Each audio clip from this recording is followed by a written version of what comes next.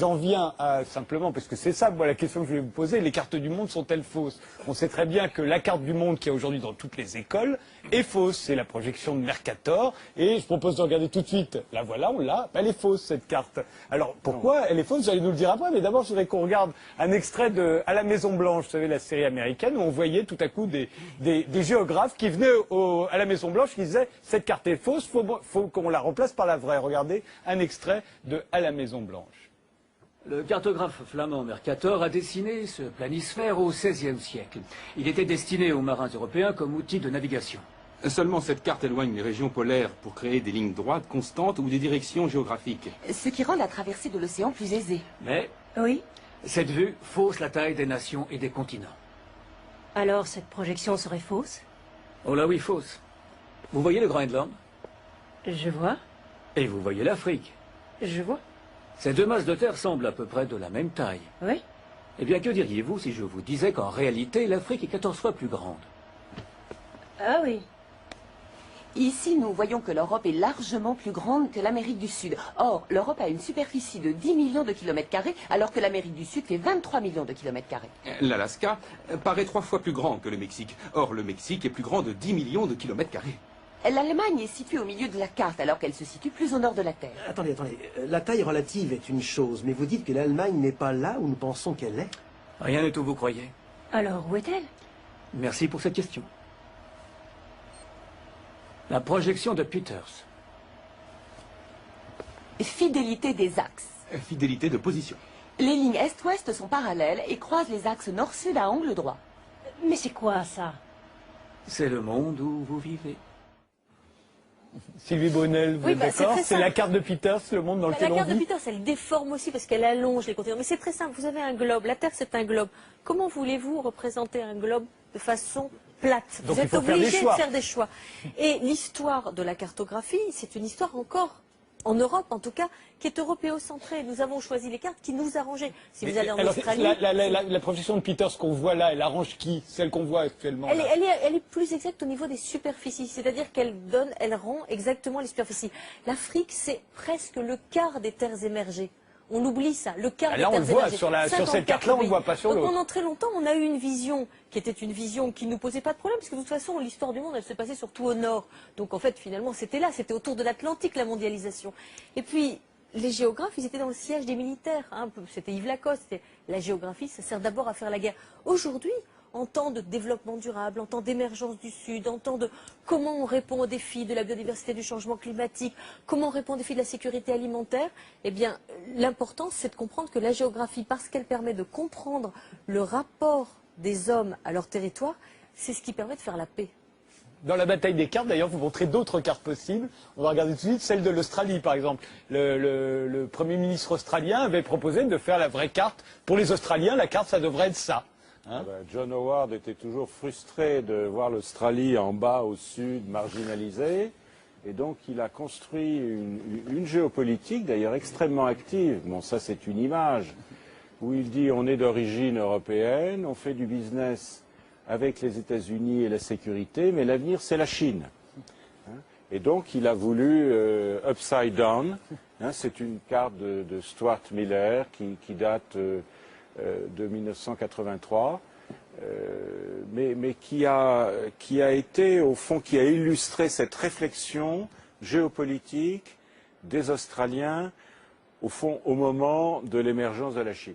Alors justement, la Chine, il faut dire aussi que le Pacifique, qui chez nous, sur nos cartes, on le voit à peine, le Pacifique, c'est le plus grand océan de la Terre, l'Atlantique. Michel, le Pacifique par rapport à l'Atlantique, c'est 3 fois plus grand, 4 fois plus grand. Bien sûr. C'est la vraiment... moitié de la Terre, le Pacifique. Et le pire, C'est la c'est moitié. que parfois, tous les micro-États du Pacifique ne sont même pas représentés sur les cartes. Quand il y a eu, vous savez, la grande conférence sur le changement climatique à Copenhague, ils sont arrivés, il y avait un grand globe qui était au cœur de la salle de conférence. Il n'y figurait pas. On avait oublié tous les États du Pacifique, les petits États du Pacifique. Donc c'est pour vous montrer que la représentation cartographique, c'est toujours un choix. Et alors celui-là, ce serait la carte des navigations de la Chine. Il y a 200 projections cartographiques. Ça, c'est, je trouve, la plus intéressante. C'est une variante de la projection de Molvay qui s'appelle Atlantiste. C'est une carte d'une compagnie de navigation chinoise qui essaye d'exploiter la route maritime possible entre Shanghai à droite en vert et Rotterdam, New York, par la route du nord-ouest et la route du nord-est. Mais vous voyez à l'ouest l'Antarctique, à l'est, sur la droite, on ne le voit pas, mais il y a l'Australie. Et je trouve que c'est une vision qui montre qu'aujourd'hui, une compagnie chinoise de navigation a une vision globale. Alors que pendant des siècles, les empereurs chinois, justement, ont bataillé avec les jésuites, qui leur montraient des cartes où la Chine n'était pas au centre de la projection et où la Chine paraissait plus petite que ce qu'ils pensaient qu'elle était. Donc on est toujours dans des batailles. Le problème, c'est pas c'est faux, c'est vrai. La question, c'est la question des représentations et des cartes mentales. Alors justement, il y en a une, ce sera la dernière que je vais montrer, c'est la carte des militaires américains, on va dire. Alors là, et là, on retrouve la carte de Mercator. En fait, on comprend pourquoi elle a du succès, la Mercator, c'est celle des Américains. Le Mercator, non, c'est la carte du département d'État, du Pentagone, du Quai d'Orsay, mais aussi de Médecins sans frontières. C'est vrai. Et de Google. C'est la carte des Occidentaux. Non, c'est pas la carte des Occidentaux, c'est la carte de l'hémisphère nord. Ouais. Il y a les Russes là-dedans. Là, c'est qu'aujourd'hui, avec le numérique, on n'est pas foutu d'avoir Google, une représentation Google, réelle. Exactement. C'est ça qui est incroyable. Google, Impossibilité. c'est ce que j'essaye C'est ça d'expliquer. C'est une projection qui est avantageuse. Ah oui. C'est une projection qui est avantageuse. Voilà. C'est ce que vous disiez? J'expliquais juste que bien sûr que c'est possible d'avoir une représentation réelle, même si on vient de nous exposer les difficultés, mais l'enjeu c'est la représentation et comment chaque nation, et surtout les nations dominantes, décident de se représenter aux yeux du monde. Si tout à l'heure dans l'exposé, on nous a parlé des premières cartes faites par les navigateurs.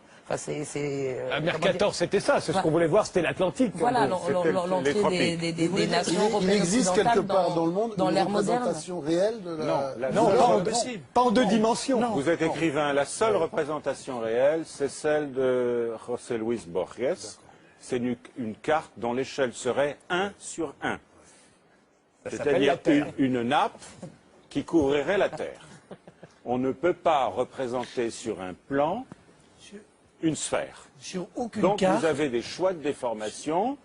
Là, c'est un choix installé dans les esprits qui est en plus qui découpe le monde en théâtre. Le mot Moyen-Orient, c'est un théâtre militaire. Asie du Sud-Est, c'est 1943. Moyen-Orient, c'est Londres, 1939 au Caire. Central Europe, Europe centrale, c'est un théâtre de l'OTAN. Nos représentations du monde sont stratégiques, idéologiques et maintenant les banques d'affaires. Denis Et les Podalides. Structure. Et le pétrole. Denis Podalides. Je suis comme vous, là.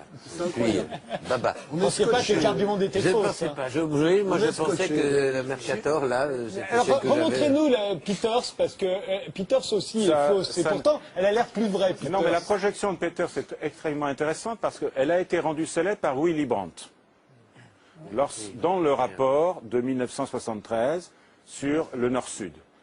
Willy Brandt, en fait, Allez très vite parce que ça va se terminer. géopolitique allemande, l'Allemagne essaye de se sortir du carcan Est-Ouest et a une politique au Sud.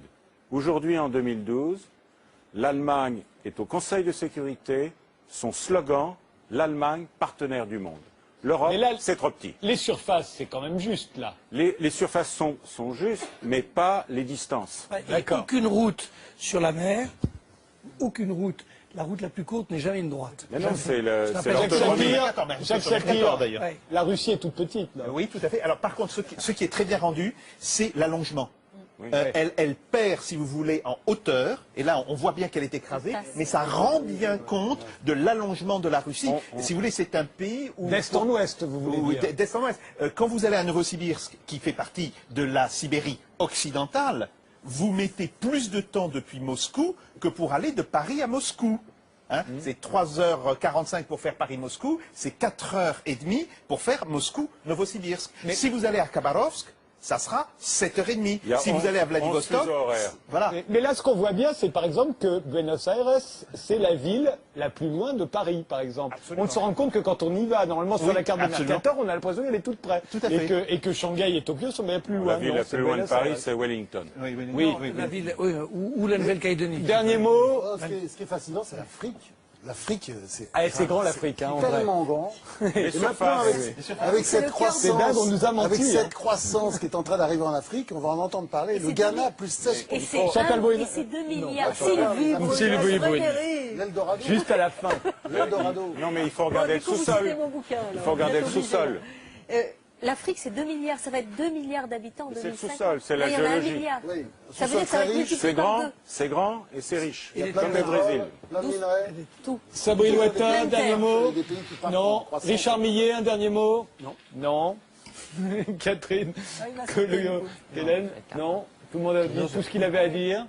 J'ai tellement peur de vous tromper, vous me donnez Oui, bah attends, la je regarde parole. les noms, mais j'ai très très peur. Ces cartes ne sont pas étonnantes. Oui. En tout cas, voilà. Et pourquoi elles ne sont pas étonnantes? Elles sont pas, parce qu'elles reflètent vraiment l'organisation géopolitique et économique du monde, donc elles sont très logiques en fait. Enfin, en tout cas, on en a appris de belles ce soir, parce que moi, je ne savais pas que tout ça était pipeau. Hein, donc, Voilà. Merci. On peut se poser des questions. Encore On des choses. supprime la géographie de Exactement. l'enseignement secondaire. Et la C'est un géographie, c'est scandale. ce qui permet de lire le monde et de comprendre le monde. Quand vous êtes à l'école et que vous regardez la carte du monde, la manière dont la carte du monde est faite dit déjà quelque chose sur l'histoire et sur la manière dont on pense les cultures. L'Europe est toujours quand même assez au centre, et même cette construction nord-sud impose d'une certaine manière une hiérarchie. Si par exemple on mettait l'Afrique au centre d'une carte et qu'on la regarderait, on verrait les choses tout à fait autrement, parce que la manière dont le monde se dessinerait sous nos yeux nous ferait penser autrement. Les cartes géographiques sont des cartes mentales au sens où quand on voit les frontières, on pense que ce sont aussi des frontières à propos des populations et de la culture.